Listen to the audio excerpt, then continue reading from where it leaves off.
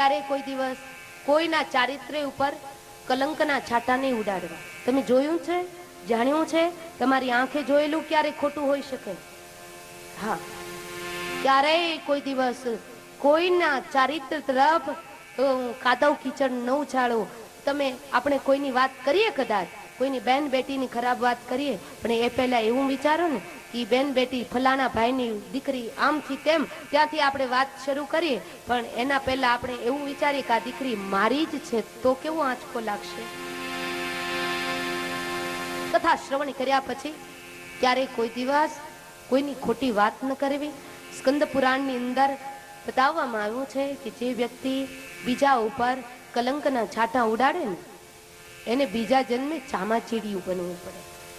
હા, ચામાચીડિયાની યોની 84 લાખ યોનીમાં ચામાચીડિયાની યોની સૌથી નિકૃષ્ટ યોની, સૌથી ખરાબ.